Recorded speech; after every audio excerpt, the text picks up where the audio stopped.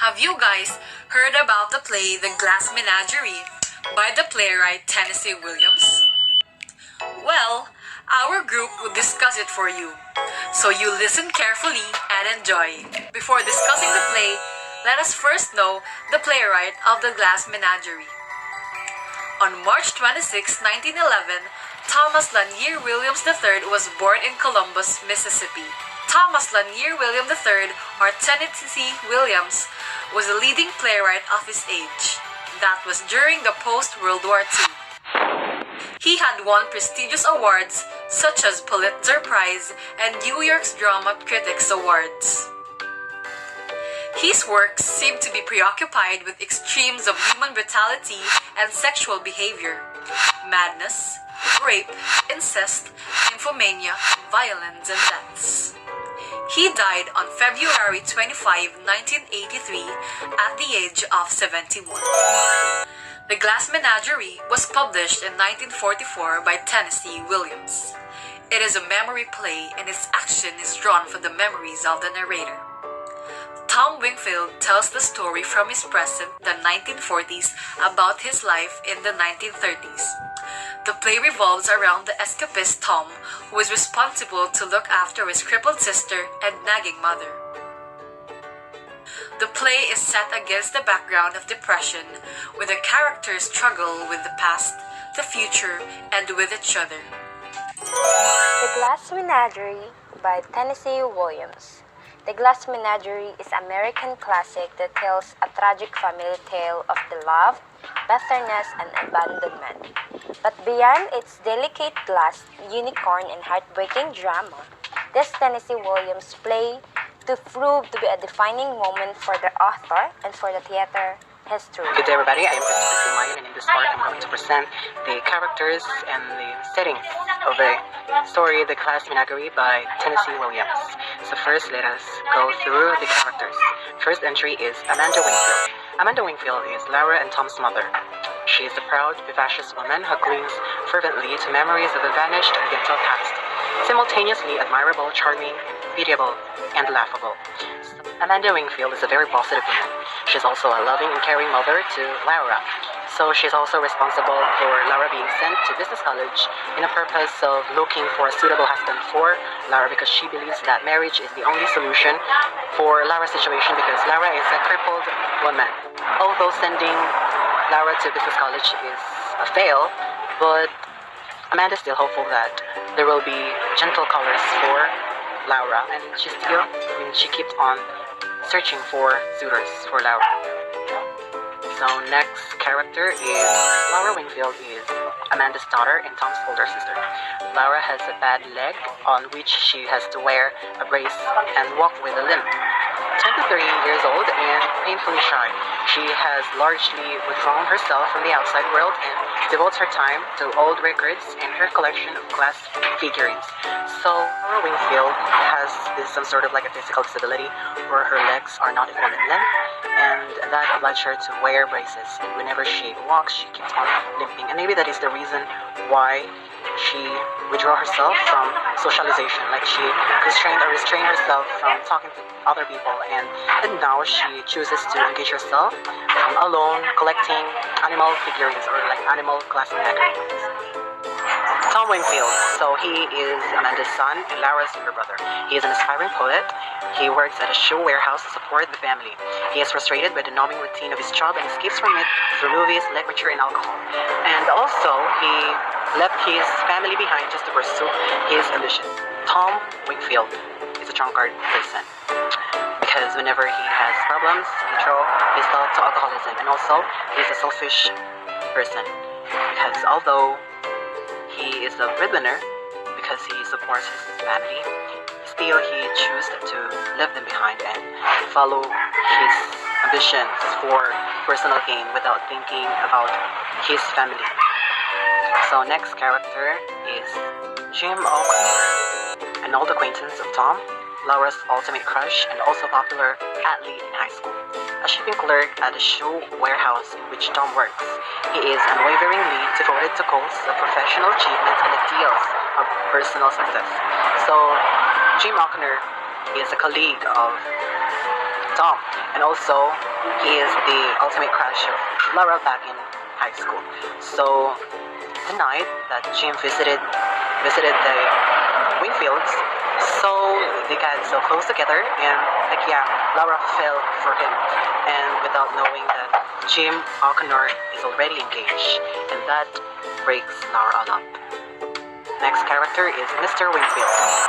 Mr. Wingfield is Amanda's husband and Laura and Tom's father. He is described as a handsome man who worked for a telephone company, and also he abandoned his family years before the action of the play and never reappears on stage. His picture is prominently displayed in the Wingfield's living room. Mr. Wingfield is affiliated to Amanda's family, but he is already in the past because he abandoned his family long before.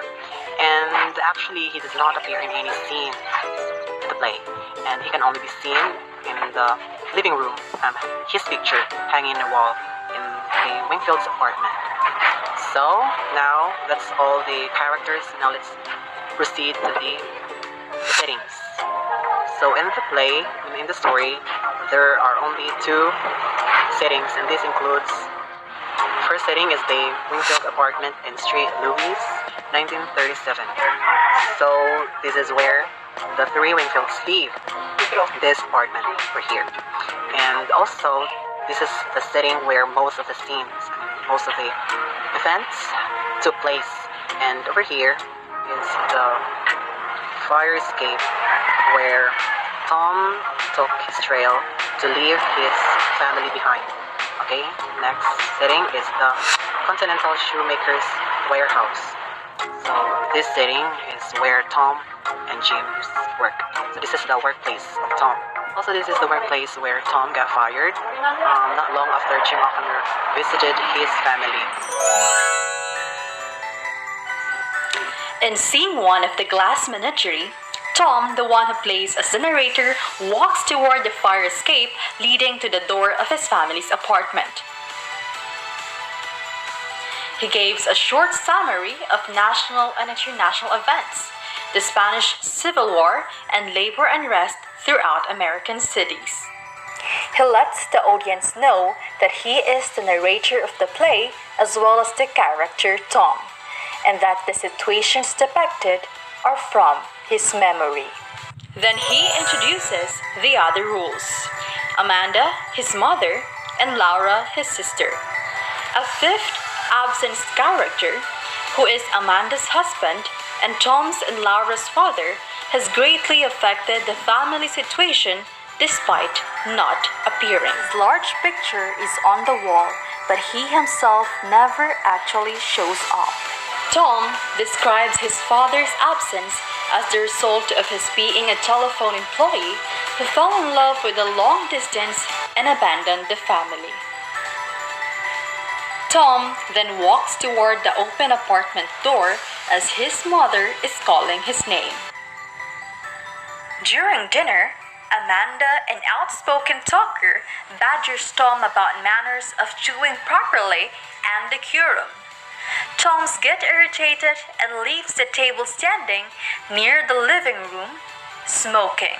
Amanda reiterates her frequently told and retold story about her gentleman callers when she was a young Southern belle.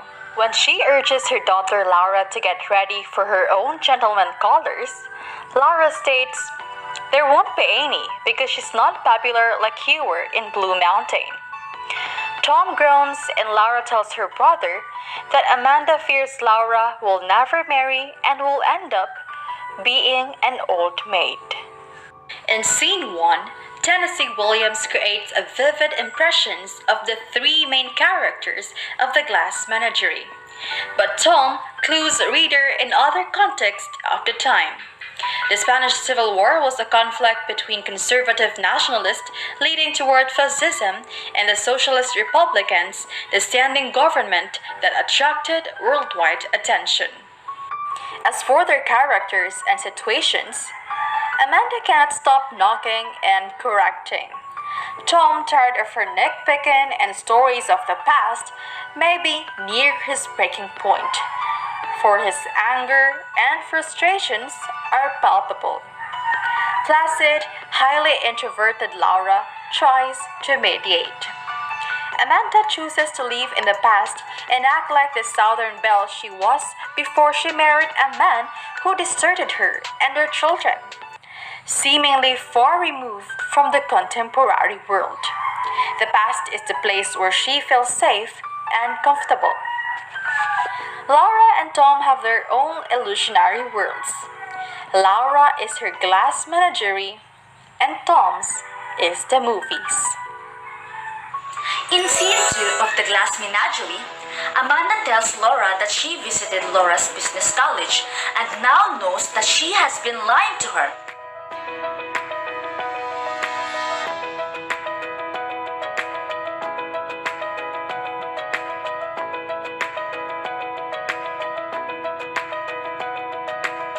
But Laura explains that on the day she was supposed to take her first speed test typing, she became sick and threw up on the floor.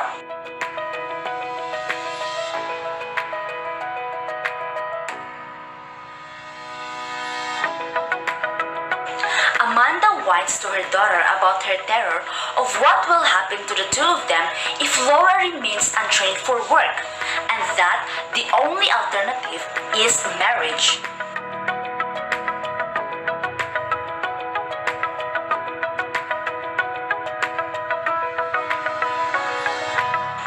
Then Laura tells her mother about Jim, her high school crush, who used to call her Blue Roses as a mishearing of Blue Roses.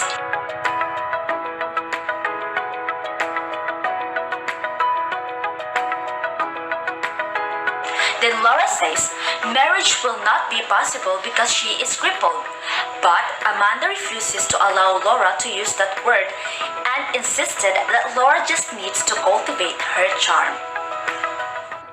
After the fiasco of the business college, the idea of a gentleman caller for Laura becomes an obsession with Amanda.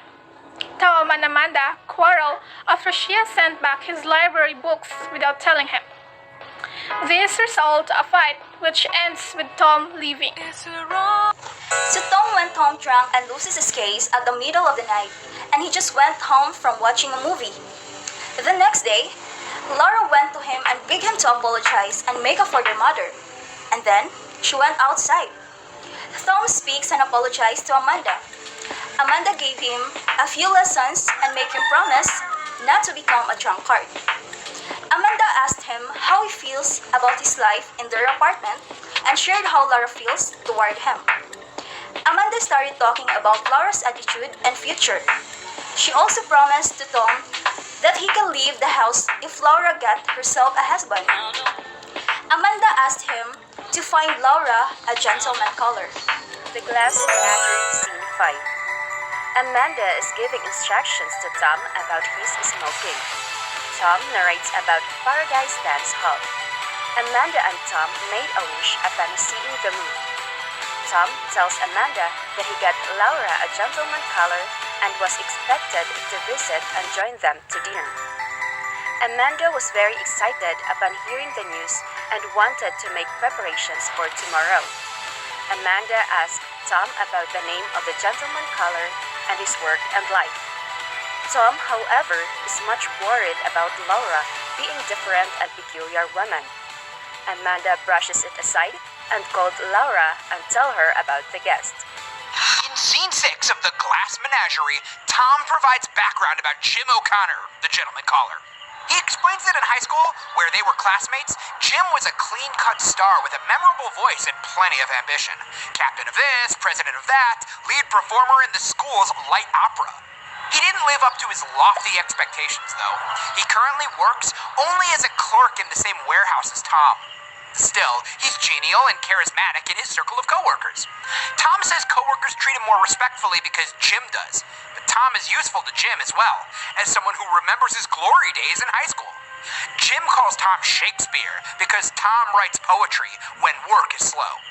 Tom knows Laura admired Jim during their high school years, but he has no idea how strongly she felt about him. And Jim has no idea that Tom even has a sister.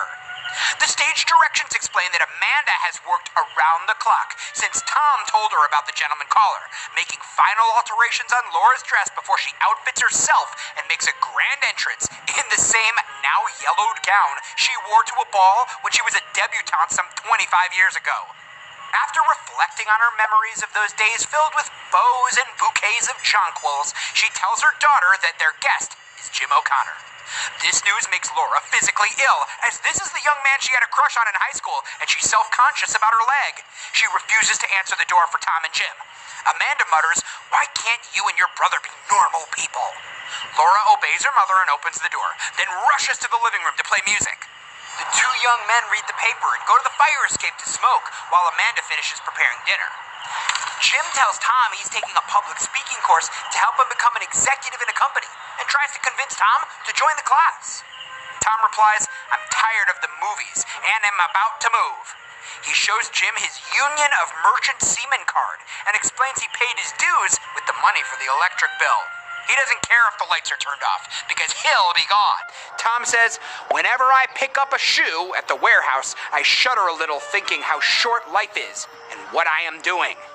Amanda enters the room in her outdated, girlish dress, embarrassing her son and astonishing Jim. Tom checks on dinner, and Amanda calls Laura to the table. When she gets there, she's about to faint, so Tom helps her to the sofa where she can rest. At his mother's insistence, Tom says grace, and the dinner begins. The frayed ends of the family's conflicts are not so easily hidden by a veneer of socially acceptable behavior. Unable to accept her daughter for the person she is, Amanda puts powder puffs in Laura's bra and refuses to hear any complaints. She's like a woman possessed, as her dream is unfolding before her, and she wants nothing to spoil it. The lights go out in the apartment, so Amanda lit a candle. Amanda realizes that Tom didn't pay the light bill, so as a consequence, she asked him to wash the dishes with her. Jim went out to Laura.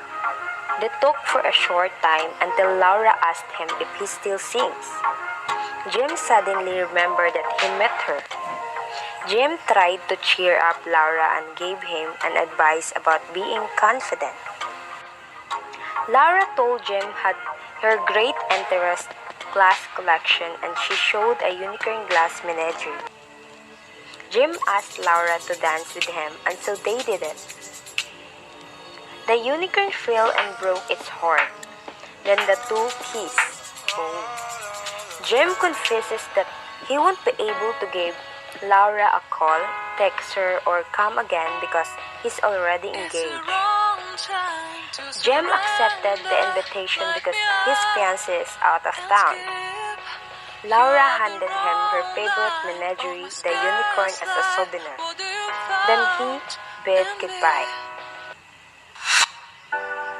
Amanda finds out about Jim's engagement and confronted Tom about his inattentiveness and selfishness, then threw herself comforting Laura, who's in sorrow.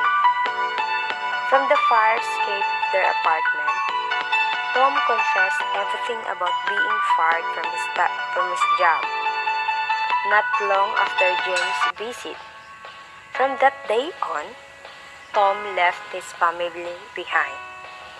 Years later, though he traveled far, he finds that he is unable to leave behind guilty memories of Laura. Of the three winged fields, reality has by far the weakest grasp on Laura. The private world in which she lives is populated by glass animals, objects that, like Laura's inner life, are incredibly fanciful and dangerously delicate.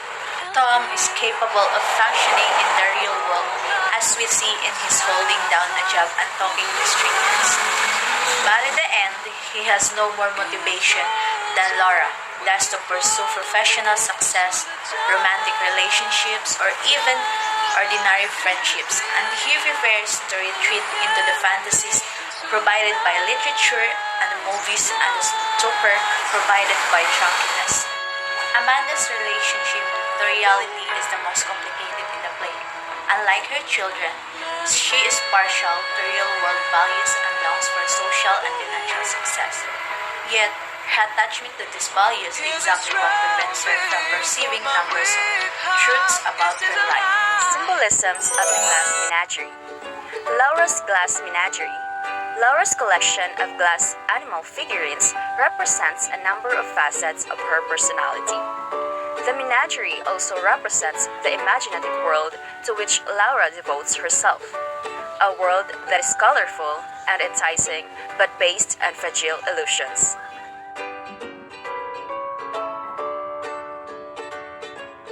The Glass Unicorn. The glass unicorn in Laura's collection, significantly her favorite figure, represents her peculiarity. Laura, too, is unusual, lonely, and ill-adapted to existence in the world in which she lives. The fate of the unicorn is also a smaller-scale version of her fate in Scene 7. The Fire Escape.